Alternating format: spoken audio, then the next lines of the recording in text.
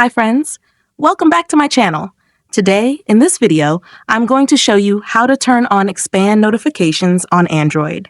Please consider subscribing to my channel and liking this video. Let's get started, guys.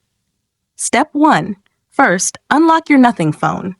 Open the Settings application to find the Home Settings menu. Step 2. Now scroll down and locate the System option.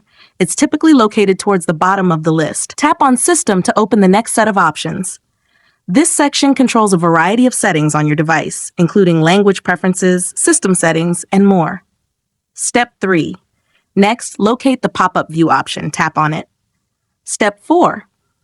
Now, locate the Expand Notifications option. Tap on it. Unfortunately, this is turned off. Step 5. For the last and most important step, select the Expand Notifications option to turn it on instantly. If you found this tutorial helpful, don't forget to like this video and subscribe to my channel. Thanks for watching!